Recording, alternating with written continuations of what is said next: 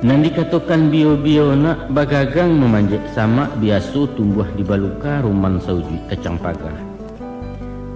Buahnya baduyun-duyun kulit berkilit kuning ngameh halus bak bulu anak kucing. Itulah miang sebenarnya.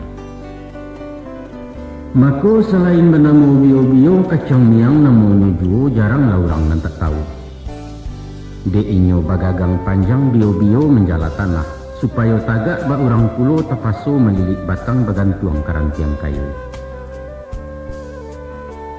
Banyak kacang perkara kacang miang paling menggata. Gata dek miang bio-bio tak seso sebatang tubuh jantuang minta gawik pulau. Ba'a bana sakit padiahnya nak sulit layah mengatakan entah ke orang namaratai. Sumpah kutuak caci makian upek cara cerik bungkang di banci selama hidup. Jangankan teman rakei, mendanganamu sajola jajok kok kunun mabiat kapaminan. Joapi memunahkannya nak, tunggu ada kikih dilantiangkan baik itu doso kacang miang. Nyampang kok kita manusia memakai sipek bio-bio, sakampuang kan miangnya manggata turun-temurun. Jauhkan lakunan betul nak buliah salamai di awal. Cuba orang bayangkan, ulah di asuang jepit tanah gunjang kian pincah kemari bisa merarak kasih sayang orang balaki di sibaknya. Tiba di dagang penggalesan, labiah ditimpo kebakaran. Tansano api nan memakan tinggal jua pun tuang baroni, taga adik bingit dan kihurang toki menjadi anak buah. Santano kantua ditimponya, direktur masuk penjara manajer dipecat tagak sekretaris tabau endong. Untuk itu ayah ingatkan, hati-hati dalam bagawa. Banyak bertemu bio-bio nak ulit dulu namanya juga.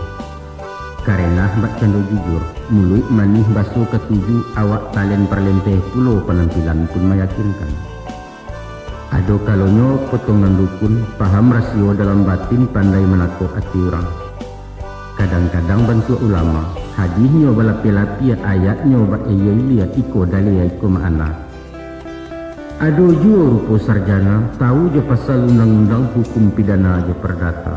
Peleknya baragam kicuh je kecong nanyato inyo menyerak miang tindang kawaji nanyo aja.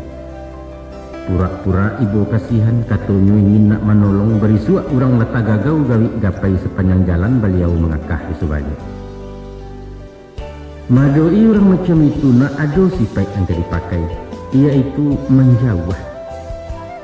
Ibarat merambah bio-bio, ko anyo dioyak dari bawah atau diruntun di ratehnya. Alamat ini yang mau batebaran pada nang duo nang kagata. Kalau ketangguan-tangguang masuk sekadar berdebat menumpala eloklah mengisi saja. Sebab dialih makan jarumnya rumit mencari jejak masuk. Tindak betali ke diri atau tampuaknya ke dijunjang selain dandam parang batin batenju kesudahannya. Basuo bak pantun-pantun orang. Jam gadang di bukit tinggi terletak di pasateh tukang pelindih dahulunya. Halus keraja orang kini mengarang bunga jokarateh dek kumbang masa sok dua. Nak dua pantun sairiang. Babuah rambai diguguk bunga disasok barau-barau. Ulah perangai kayu bungkuak cahaya malaleh tidak kabau. Pahamkan bana aku nak kanduang. Jago diri yang kene miang, apulai menjadi miang sama tak elok keduanya.